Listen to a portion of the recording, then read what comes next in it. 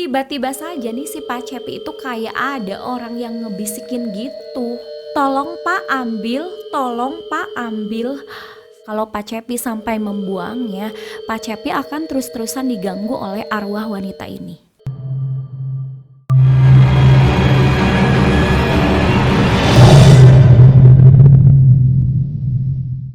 Halo, apa kabar kalian semua? Semoga kalian tetap sehat ya. Kembali lagi di sini bersama saya Rini Santika. Yang mana kali ini saya akan menceritakan sebuah kisah yang menurut saya sangat menyeramkan. Dari awal sampai akhir nih saya bacanya juga sampai benar-benar merinding ya, bulu kuduk saya tuh sampai berdiri semua.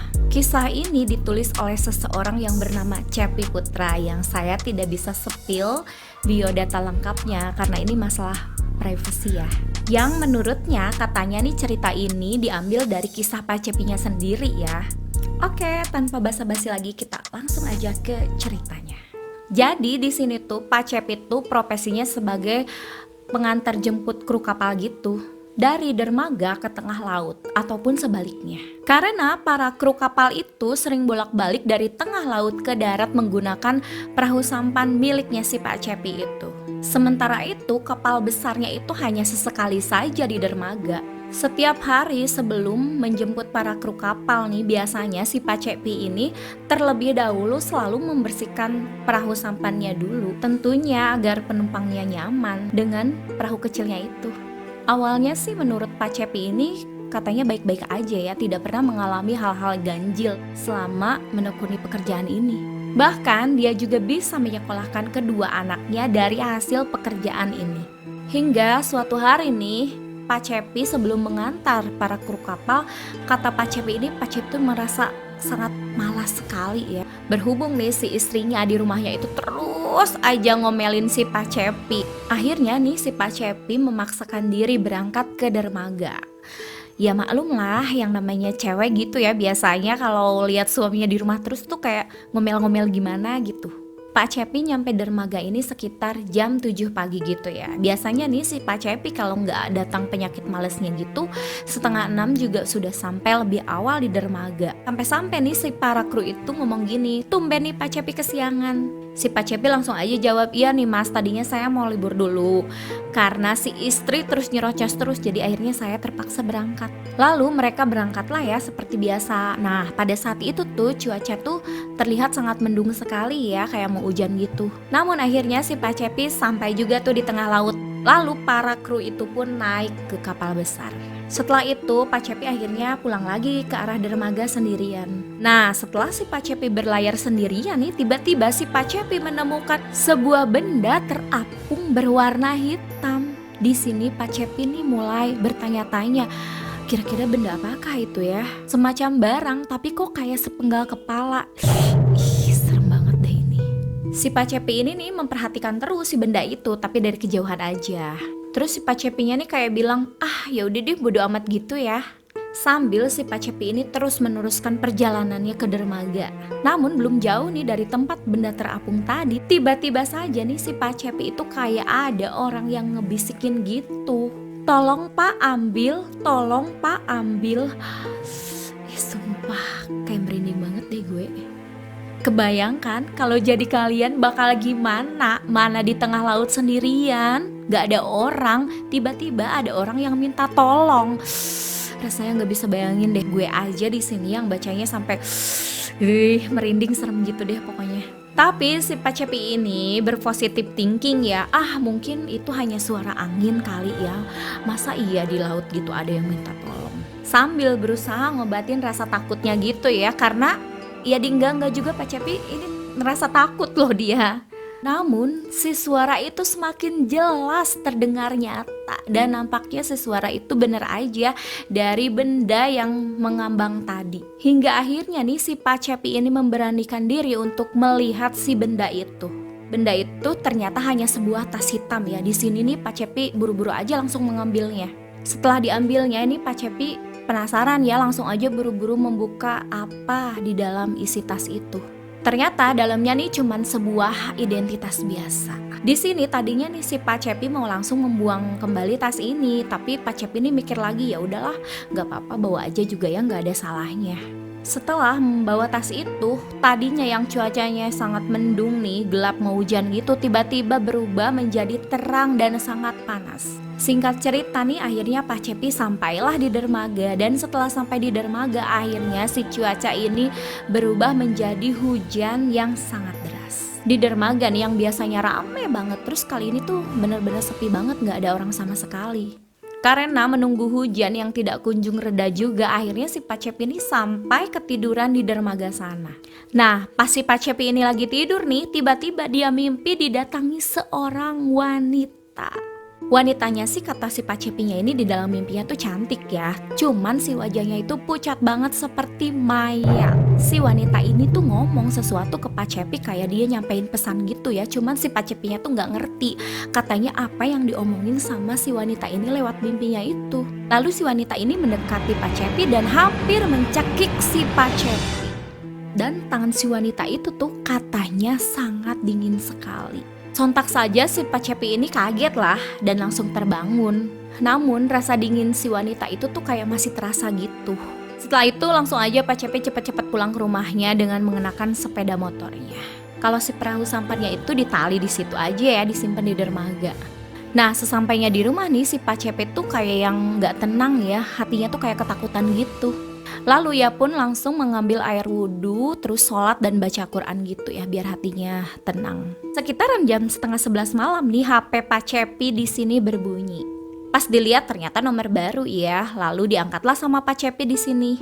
Namun pas diangkat nih suaranya itu kayak gemuruh air laut gitu ya, nggak ada suaranya sama sekali. Pas di halo-halo gitu nih nggak ada yang ngomong sama sekali. Lalu dimatiin aja deh HP-nya sama Pak Cepi ya, takut-takutnya nih orang iseng gitu yang ngerjain Pak Cepi. Lalu tiba-tiba nih si nomor telepon itu tuh nelpon lagi. Namun tiba-tiba pas diangkat sama Pak Cepi ini suaranya tetap masih suara angin doang.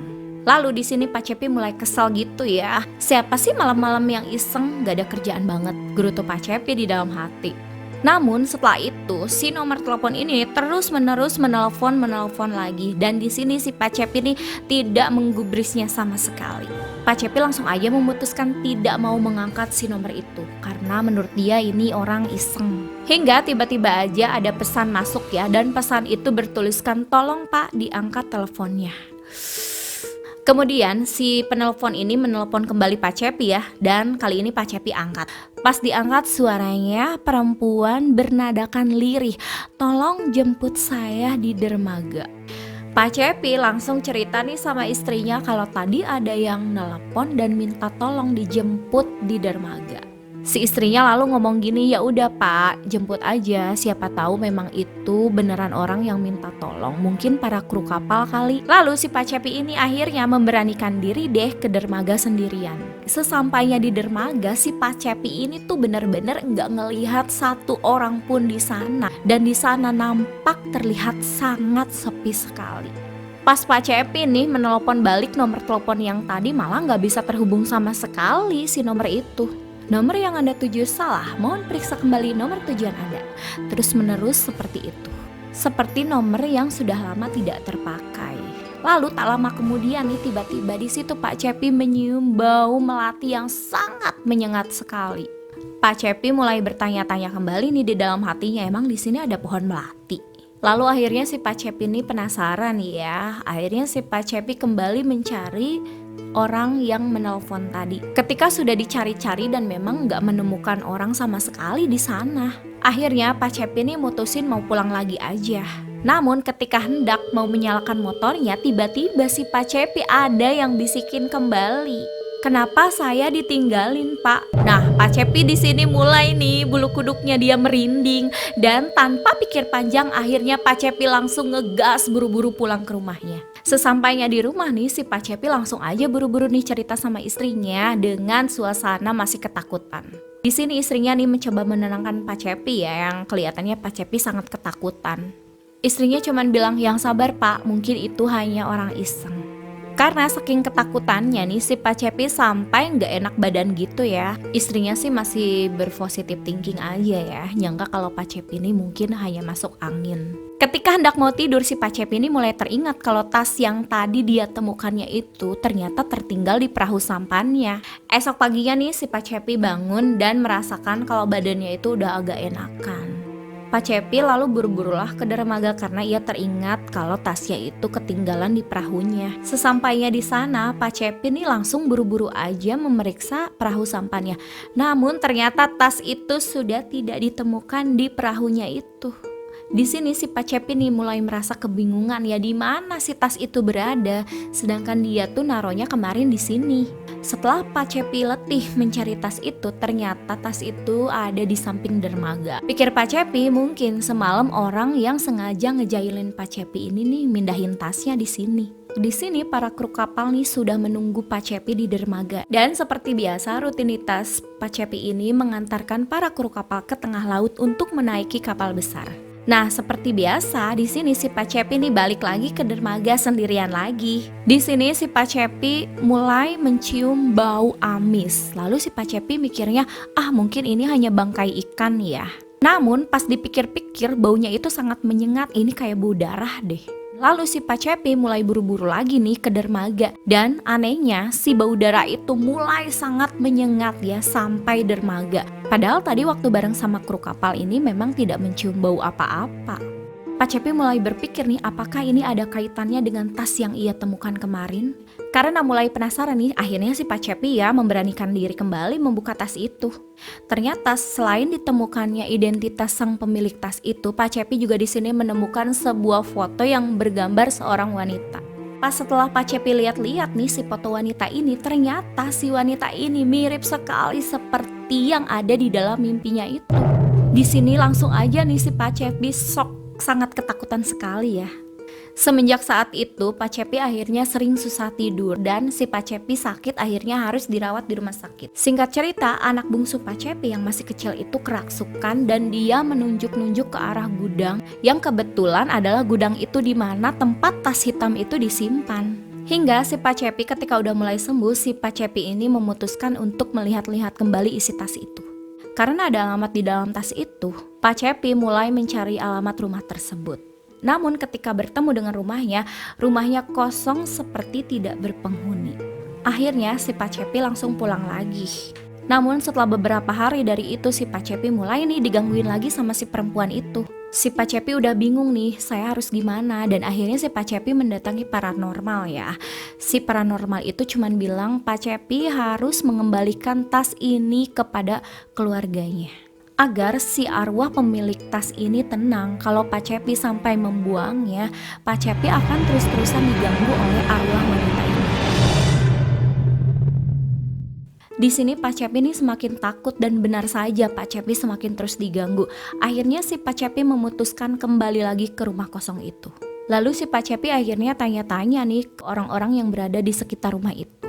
Namun si orang-orang itu menyebutkan bahwa si pemilik rumah itu telah berpindah alamat. Namun pada akhirnya si Pak Cepi ini di sini dapat alamat barunya dan tanpa pikir panjang akhirnya si Pak Cepi langsung buru-buru menemui alamat rumah barunya itu. Hingga akhirnya nih si Pak Cepi sampailah di alamat rumah baru itu dan seperti biasa ya rumah itu kosong seperti tidak berpenghuni juga. Aduh, ternyata susah juga ya pikir Pak Cepi nyari keluarga ini. Namun ketika hendak berbalik pulang lalu kebetulan ada orang yang lewat di sana. Si Pak Cepi bertanya nih kepada orang itu, rumah ini pada pindah kemana ya penghuninya? Lalu si orang itu menjawab, enggak kok rumah ini ada penghuninya. Cuman emang rumahnya seperti enggak keurus. Akhirnya si Pak Cepi memberanikan mengetuk pintu pagarnya. Hingga ada seorang kakek-kakek memakai tongkat. Di sini kakek-kakek itu menyuruh Pak Cepi untuk masuk ke dalam rumahnya. Di sana si kakeknya itu sangat ramah sekali ya menerima Pak Cepi dan akhirnya si Pak Cepi bercerita sambil menunjukkan tas yang ia temukannya di laut. Sontak saja si kakek itu langsung menangis sejadi-jadinya dan di sini si Pak Cepi merasa kebingungan ya. Kenapa si kakek langsung nangis dan ketika si kakek mulai reda dari nangisnya, si kakek ini pun langsung bercerita. kalau dulu ia punya seorang anak gadis yang ia banggakan. Nah, si anak gadis itu bernama Sri. Saking dimanjanya si Sri itu, terkadang si Sri itu suka seenaknya sama orang lain.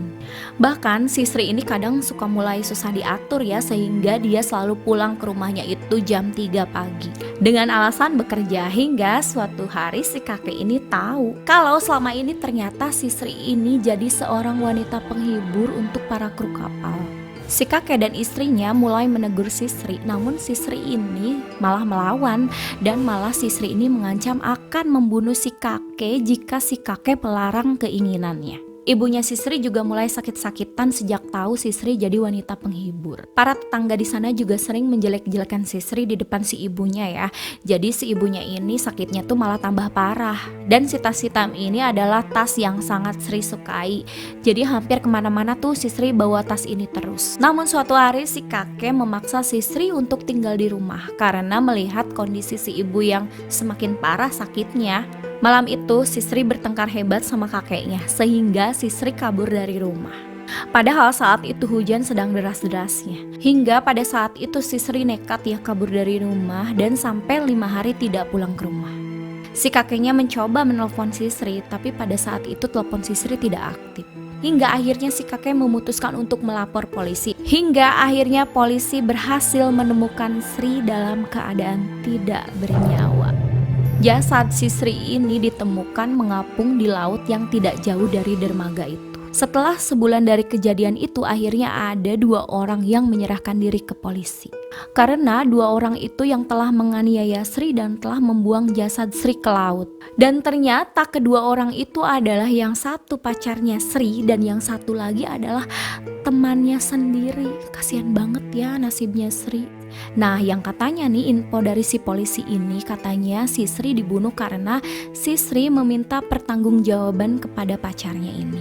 Karena ketika si Sri kabur, si Sri dalam keadaan hamil 3 bulan. Sementara di sini pacarnya Sri malah akan menikahi temannya Sri sendiri. Yang pada saat itu katanya si Sri sedang memergoki si pacarnya ini, sedang berduaan dengan temannya sendiri dan akhirnya terjadi ribut besar. Hingga mereka berdua akhirnya nekat nih menganiaya si Sri sampai tewas. Dan si kakek nih cerita kenapa alasan dia meninggalkan rumah dulunya hingga pindah ke rumah sekarang. Itu karena semenjak kematian Sri, si ibu jadi sering berbicara sendiri seolah-olah kalau si Sri itu ada. Si kakek juga sering mendengar suara si Sri di kamarnya seperti sedang menggendong bayi. Semenjak itu juga si ibu sakitnya makin parah dan 6 bulan setelah kejadian itu akhirnya si ibu juga meninggal dunia. Si kakek juga di sini sering bermimpi didatangi arwah si Sri dan si Sri meminta tolong si kakek untuk segera menguburkan tas kesayangannya di pinggir kuburannya.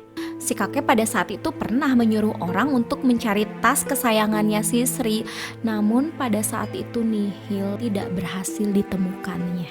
Hampir nih si kakek tiap hari bermimpi yang sama hingga akhirnya si kakek memutuskan untuk pindah dari rumah itu. Mendengar cerita itu, Pak Cepi di sini mulai merasa semakin ketakutan. Namun Pak Cepi mencoba bersikap biasa-biasa aja. Setelah itu Pak Cepi menyerahkan tasnya kepada si kakek, lalu Pak Cepi di sini pulang. Dan malam harinya nih Pak Cepi mimpi didatangi si Sri lagi. Kali ini si Sri tidak meneror menakut-nakuti Pak Cepi. Di sini si Sri mengucapkan terima kasih dengan suara nada sangat lirih. Dan semenjak kejadian itu Pak Cepi tidak pernah diganggu lagi ataupun bermimpi tentang Sri lagi. Mungkin saja itu hanya kebetulan atau mungkin hanya karangan cerita Pak Cepi saja. Mungkin sesuatu yang bisa kita petik dari kisah ini adalah jangan terlalu memanjakan anak. Karena itu akan membuat si anak lari dari karakter yang kurang baik atau susah diatur. Oke, terima kasih. Percaya atau tidak, itu kembali ke kalian. Kalau dari kalian ada yang pernah mengalami hal mistis lainnya, bisa komen di bawah ini. Cukup sekian dari saya, mohon maaf bila ada kesalahan. Sampai jumpa di cerita mistis selanjutnya. Saya Rini Santika pamit, wassalam.